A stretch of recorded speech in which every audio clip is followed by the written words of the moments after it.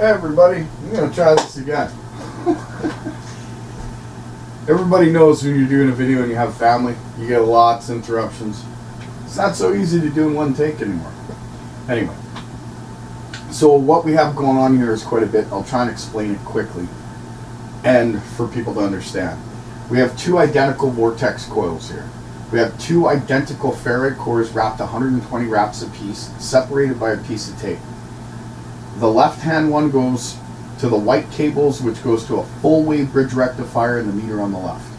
The yellow cables go to a full-wave bridge rectifier and the meter on the right from this ferrite core. Everybody knows what my circuit is. If you'd like more in depth about it, please check out my channel. It's on there. On the front end of the circuit, we're using a Tesla switch. These two batteries, the potential difference, charge that battery. So what happens is we take the potential difference from these two batteries, run it through the system, and as it goes back to the original, instead of going back to the original battery, it goes to the third battery, charging it. We'll do a video on that later. The best person or channel to go see, as far as I'm concerned, is over Unity Research about the Tesla switch. He does an awesome explanation. Big shout out. Okay, so what are we attempting to show you today? What we're attempting to show you is that these coils create a vortex and can project energy out of it into these ferrite cores, creating constructive interference, or basically coherence. What is coherence? Coherence is the ability for two waves to come together and amplify in constructive interference, or cancel each other out in deconstructive interference.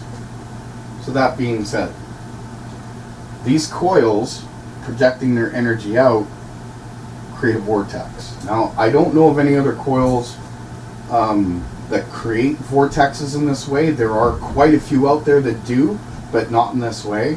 Take a Tesla coil, for example. All the potential voltage in a Tesla coil, if you take a rod and you go down the center, it gives you the ability to tap the current, which is the magnetic form of that voltage potential in a Tesla coil.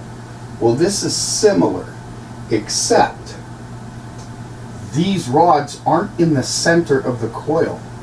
They're not even touching it. Everything's held on string. Nothing's touching. It's all separated. So what I'm going to attempt to show you in this constructive interference of coherence, I'm going to pulse the primary of this coil and the secondary of this coil.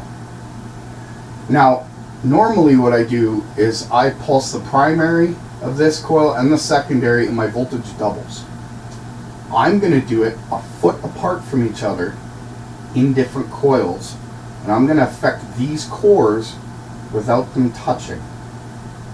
Okay? So the implications of that, there's quite a few, but we'll get into that later. So we're going to pulse the primary of this one in 3, 2, 1. As you can see, the voltage is 10.7 and 11.1.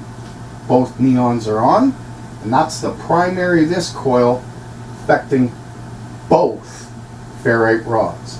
Meaning what? It's pushing the energy out. Let's turn on the secondary of this coil and see what happens. In 3, 2, 1. So now our voltage is doubled, 22.3 and climbing, 23 and climbing, give or take. We now have coherence between both coils, and we're showing it in these ferrite cores right here. The primary of this one and the secondary of this one. The primary of this coil is just open, it's just sitting freely. And the secondary of this coil is just sitting freely. Both our neons are pretty lit. And this is all running from the potential difference in this Tesla switch. Next time we do this video, we'll do it with meters to show the Tesla switch charging that third battery. Ladies and gentlemen, this is Coherence. I hope you have a great day.